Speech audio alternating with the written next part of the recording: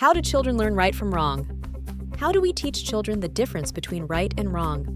Children may not always do what we say, but they will always, eventually, do what we do. In a recent post, we addressed the fact that punishment doesn't actually teach kids right from wrong. In fact, many studies show that punishment just teaches kids not to get caught doing wrong. So today, let's think about how children learn right from wrong. Children want what they want, and they like to be in charge of themselves. But they also depend on us, the parents who care for them, and they trust us to have their best interests at heart. They may not always do what we say, but they will always, eventually, do what we do. So most of what children learn about how to behave is from what we model. That's why, regardless of what you consciously teach your child, he will learn what he lives.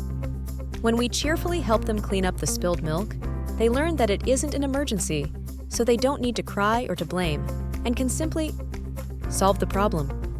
When we offer understanding as we say no to their requests, they learn that they won't always get what they want, but they get something better.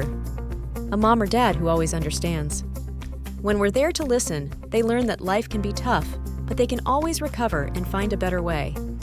When we delight in them, they learn that they're of value.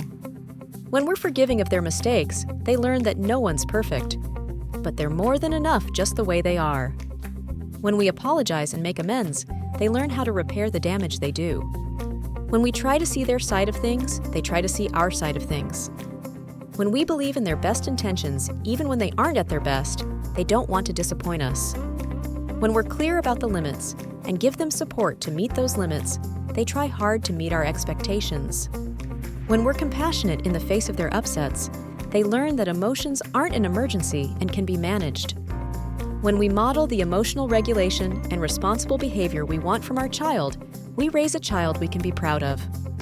When we share with them, heart to heart and without blame, that the dog is hungry because they forgot to feed him, they learn that they never want to hurt a helpless creature again. When we help them come up with a system to remind themselves to feed the dog so they don't forget in the future, they learn to manage themselves. Conversely, when we punish them for forgetting to feed the dog, they get angry at us and at the dog, which doesn't motivate them to want to care for him. When we scream at them, they learn that tantrums are okay, and they learn to scream at us. When we punish them, they learn that's how to solve problems. People with more power are allowed to use it against people with less power.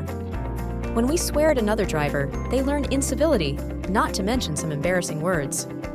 When we lie to someone on the phone when they're listening, they learn that dishonesty is okay. When we lie about their age to get them into an amusement park, they learn that cheating is okay. When we speed in the car, they learn that breaking the law is okay if we don't get caught. When we promise to play a game with them and then renege, they learn that promises can be broken. When we ignore the feelings that drove their behavior, they learn that there's no one to help them with the big, scary feelings that pop out and pressure them to do bad. When we spank them, they learn that bigger people are allowed to hit smaller people. When we punish them, they learn that they're bad people, bad for doing wrong, bad for having the bad feelings that made them do wrong, bad for being mad at us for punishing them, and bad because they know they won't be able to stop themselves from doing it again. Children don't learn right from wrong by being punished, any more than they learn red from blue by being punished. Kids learn when we show them red, and also when we show them kindness, responsibility, generosity, honesty, compassion, and all the other things we want them to learn in action every day. When children feel close to their parents, they want to follow them. Going against their parents would be going against the most important people in their lives. That's why connection is 90% of parenting. Until the child feels the connection, she isn't open to our direction. Of course, the prefrontal cortex that can keep strong emotions in check to help your child behave is still developing until age 25, so your child won't. Always make the right choice. But if you're parenting with loving guidance, at least she'll be more likely to want to make the right choice. Do you have to be perfect? No, of course not. But then you can't expect your child to be perfect either. Modeling self-forgiveness and making amends with those you love is part of teaching your child to repair the inevitable small ruptures that happen between humans, even when we love each other. It's part of how you keep your child connected and wanting to do right. But what if your child knows right from wrong and still keeps choosing wrong? That's our next post.